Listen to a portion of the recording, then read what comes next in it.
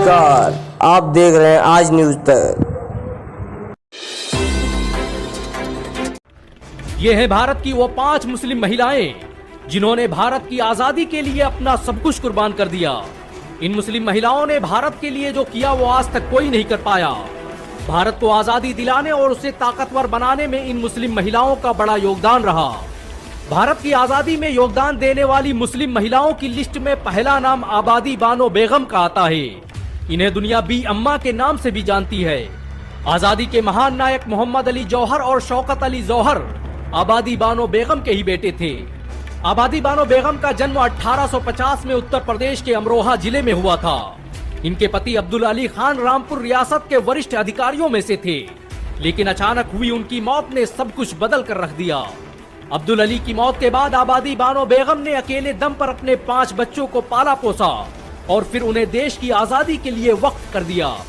आबादी बानो बेगम पहली भारतीय मुस्लिम महिला थी जिन्होंने सक्रिय रूप से राजनीति में हिस्सा लिया और भारत की आजादी में निर्णायक भूमिका निभाई।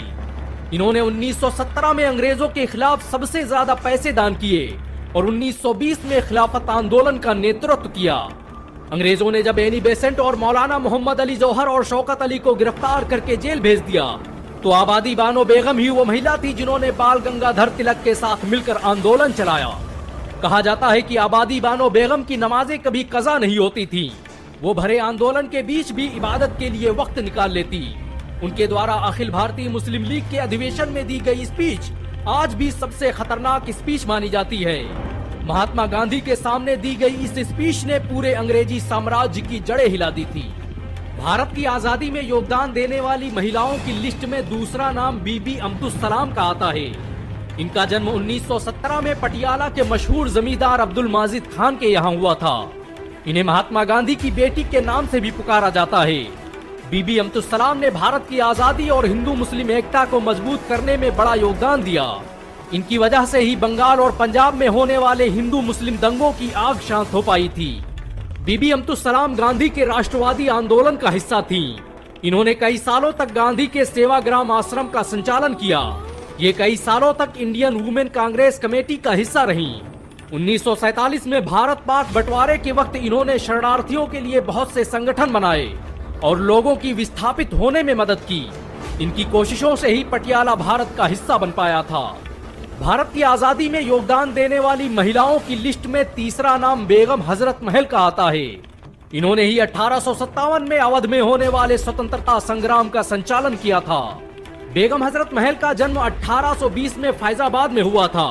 ये अवध के नवाब वाजिद अली शाह की दूसरी बीवी थी। 1855 में जब अंग्रेजों ने बेगम हजरत महल पर अपनी सत्ता स्वीकार करने के लिए दबाव डाला तो उन्होंने ये कहते हुए ठुकरा दिया कि मुसलमानों की गैरत किसी अंग्रेज की गुलामी नहीं कर सकती।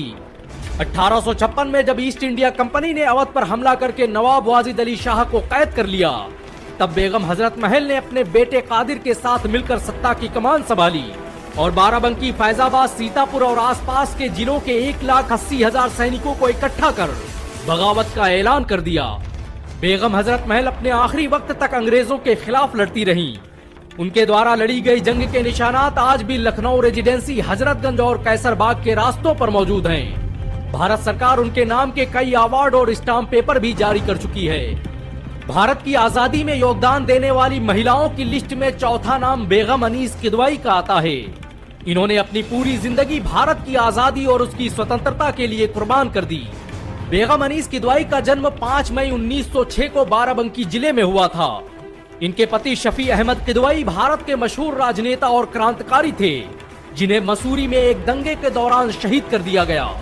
पति के मौत के बाद इन्होंने दिल्ली का रुख किया और गांधी के साथ स्वतंत्रता संग्राम का हिस्सा बन गई। बेगम अनीस किदवाई के पिता शेख विलायत अली भी आजादी के एक महान नायकों में से थे। बाराबंकी में जंग आजादी का बिगुल इन्हीं के द्वारा फूका गया। भारत के पहले संचार मंत्री रहे रफी अहमद किदवाई इन्हीं के खानदान से ताल्लुक रखते हैं। ये वही रफी अहमद किदवाई थे जिनकी मौत पर मौजूदा प्रधानमंत्री जवाहरलाल नेहरू खुद बाराबंकी आए और उनके गांव मसौली में तदफीन में शामिल हुए। बेगम अनीस किदवाई ने 1956 से 1962 के दरमियान कई सालों तक राज्यसभा सांसद के रूप में अपनी सेवाएं दी। उन्होंने आजादी के बाद बहुत से राहत शिविर स्थापित किए जिनके द्वारा लाखों गरीबों की मदद की गई। भारत की आजादी में योगदान देने वाले महिलाओं की लिस्ट में 5वां नाम बेगम निशातुन्निसा मोहानी का आता है। ये भारत के मशहूर क्रांतिकारी और इंकलाब जिंदाबाद का नारा देने वाले हसरत मोहानी की बीवी थीं। इन्होंने बाल गंगाधर तिलक के साथ मिलकर कई विद्रोहों का कामयाबी से संचालन किया। बेगम निशातुन्निसा का जन्म सन 1884 में मोहान में हुआ था। ये 1920 में शुरू होने वाले खिलाफत आंदोलन का प्रमुख महिला चेहरा थी। इनके पिता सैयद शबीब मोहानी ने भी भारत की आजादी में बढ़ चढ़कर हिस्सा लिया। भारत में जब बहिष्कार आंदोलन की नींव पड़ी तो निशातुन्निसा वो पहली भारतीय महिला थी जिन्होंने अंग्रेजों के विरोध में भारत के पहले खादी स्टोर का उद्घाटन किया और अंग्रेजी सामान का बहिष्कार करने की रणनीति बनाई। ये कई सालों तक भारत के मशहूर अखबार उर्दू-ए-मुअल्ला की प्रकाशक रही।